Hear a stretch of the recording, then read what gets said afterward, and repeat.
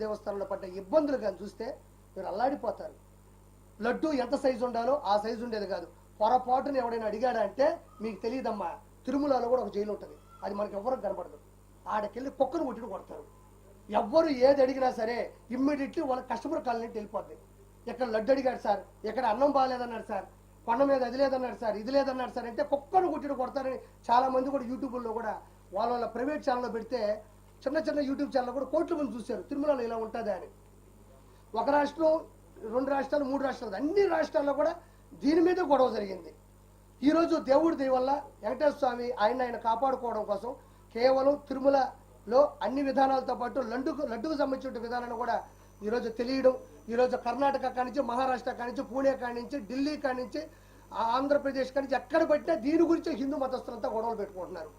కేవలం ఏంటంటే ఆయన క్రిస్టియనిజం బతకాలా, 7 కొండల మీద వెంకటేశ్వర స్వామి ఉండకూడదు, ఇదేదో భలే ఉంది, క్రిస్టియనిజంను పెంచాలంటే 7 కొండల మీద మన దేవుడిని కూడా ఈ పద్ధతిని చూస్తున్నారు మీరు. హిందువులు దేవాలయాల్లాగే దేవాలయాల్లో జీసస్ను పెట్టడం, ఆయన మీద శ్లోకాలు రాయడం, పాటలు పాడడం, కోలాటాలు చేయడం చూస్తున్నారు ఈ మధ్యన మీరు. హిందూ దేవాలయాల పోలికతో జీసస్ కూడా అవే చేస్తున్నారు. ఆయన నేను తప్పు అనడంలే, అంటే ఇది ఇంకా పెట్టలేకపోతుంది. హిందువులు చాలా బలంగా ఉన్నారు, మనం కూడా ఏం చేయాలంటే మన దోవలో వస్తున్నారు వాళ్ళు. ఆ తర్వాత రోజా మాట్లాడుతూ మా వాడిపోయిన రోజా, మా సిగ్గులోని రోజా, డబ్బుల కోసం కకృతి పడే రోజా, ఎంతటికైనా దిగజారిపోయే నగిరి రోజా గురించి ఈరోజు మాట్లాడాలా.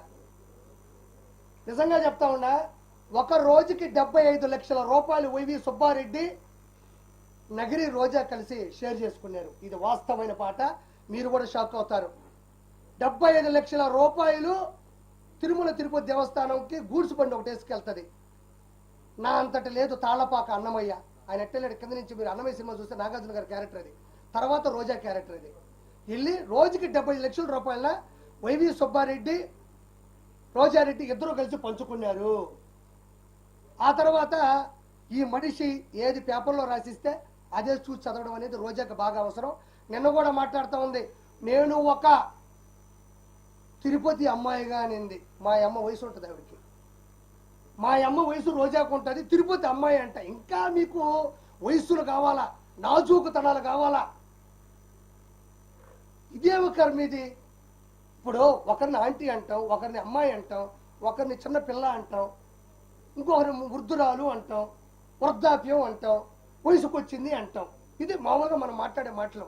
ఈవిడ అమ్మాయి అంట, మా అమ్మ వయసు ఉంటుంది 2 సంవత్సరాలు, మా అమ్మ కన్నా పెద్ద ఉంటావు నువ్వు, ఓబరకాయ మొహం వేసుకొని నేను తిరుపతి అమ్మాయిని అంటే, తిరుపతి అమ్మాయి అనేది ఏమన్నా ప్రొఫెషనల్లా, అది ఏమన్నా కోర్సా? నువ్వు అమ్మాయి అని చెప్పడం వల్ల నువ్వు సంపాదించిన 3,000 కోట్ల రూపాయలు ఏమన్నా నిలవన కనపడకుండా పోతాయా? లేకపోతే ఈ రోజు ఇష్యూ వచ్చిన తర్వాత నువ్వు అమ్మాయిని గుర్తుకొచ్చిందా? నువ్వు ఏ రోజైనా ఓకే నగిరి రోజా అమ్మాయి నేను ఒప్పుకుంటున్నా, ఏ రోజైనా నీ అమ్మాయి అనే దాంట్లో ఆడతనం జనాలకు అర్థమైందా? నువ్వు ఆడ మనిషిలా ఏ రోజైనా మాట్లాడినావా? ఒక ఆడ మనిషి ఎలా అనుకోగా ఉండాలో, ఎలా నెమ్మదిగా ఉండాలో, ఎంత స్థిరత్వంగా ఉండాలో, ఎంత నిశ్చలతనంతో ఉండాలో రోజా ఏ రోజైనా ఆంధ్రప్రదేశ్ కానీ ఉభయ రాష్ట్రాల్లో నగిరి కావచ్చు, చంద్రగిరి కావచ్చు, ఎక్కడ నిలబడినా కూడా పవన్ కళ్యాణ్ గారిని పట్టుకొని గాడిద. ఒక ఆడపిల్లకు ఉండేటువంటి అనుకువ నువ్వు ఎవరికైనా ఇన్స్పిరేషన్గా ప్రపంచం.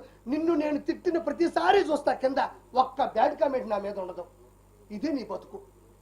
రోజా గురించి విమర్శించిన ప్రతిసారి, రోజాని నేను ఎదిరించిన ప్రతిసారి కోట్ల మంది చూస్తున్నారు. ఎందుకంటే నిన్ను తిట్టడం వాళ్ళకి ఇష్టమేమో, నిన్ను ప్రశ్నించడం వాళ్ళకి ఇష్టమేమో, నిన్ను నిలదీయడం వాళ్ళకి అంత ప్రేమేమో.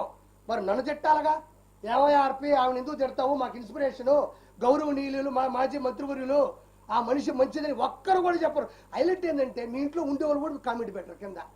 అంటే మీ ఇంట్లో వాళ్ళకి నచ్చక ఒక అమ్మాయి అంటున్నావే, ఒక ఆడతనం ఉందా నీకు, అడవితనం ఉంది నీకు, మృగజాతివి నువ్వు, మృగంలో ప్రవర్తిస్తావు. డబ్బులు అకౌంట్లో పడితే అన్నదమ్ములు అక్కడ ఇక్కడ మోసం చేస్తే వచ్చే డబ్బులతో 3,000 కోట్ల నుంచి 5,000 కోట్లు ఈరోజు సంపాదించింది నగిరి రోజా. ఆ డబ్బులు నగిరికి పెట్టుంటే మహానగరం అయి ఉండేది. ఈరోజు ఎందుకు చేసావు ఈ పద్ధతులు? మళ్ళీ ఇంకొకటి నేను ఈరోజే చెప్తున్నా, ఈ మనిషికి అన్నీ తెలుసు. లడ్డులో ఉండేటువంటి కొవ్వు పదార్థానికి సంబంధించినటువంటి 15% రోజా తీసుకుంది. ఇది వాస్తవం. వాస్తవం కాకపోతే రోజాని డిబేట్కి రమ్మనండి, లేకపోతే నా ముందుకు వచ్చి మాట్లాడమనండి. నేను చాలాసార్లు చెప్పానన్నా, రోజా చేసిన అక్రమాలు చెప్పా. ఎక్కడైనా గుర్తుపెట్టుకోండి, నేను ఇది చెయ్యలేదు అని ఒక స్టేట్మెంట్ ఇచ్చిందా? రోజా ఎక్కడైనా నేను 3,000 కోట్లు సంపాదించలేదు, ఇసుక మాఫియా చేయలేదు, ఎర్రచంద్రం శేషాచలం అడవుల్లో ఎర్రచంద్రం కరుణాకర్ రెడ్డి, వైవి సుబ్బారెడ్డి, ధర్మారెడ్డి, జవహర్ రెడ్డి, జగన్మోహన్ రెడ్డి, వీళ్ళందరూ పెద్దిరెడ్డి రామచంద్రారెడ్డి, మిథున్ రెడ్డి, వీళ్ళందరూ పంచుకుంటుంటే అన్నా నాకు 4 చెట్లు అన్నాను. ఇది కానీ నా 4 దిక్కుల్ని మొక్కే దేవుడు ఆయన, 4 దిక్కులకి మొక్కు ఆయన. అలాంటి వ్యక్తి శేషాచలంలోని ఎర్రచందనం ప్రకృతి వనం, అది ప్రకృతికి సంబంధించినటువంటి సంపద, అది నాకు సంబంధం లేదని రోజా అల్లా. నేను ఈ లెక్కని చెప్తే 5,000 కోట్లు దాటిపోయింది. ఇప్పుడు నేను చెప్పిన లెక్కనైతే ఎర్రచందనం 5,000 కోట్లు దాటిపోయింది. నేను ఒక మాట మాట్లాడింది,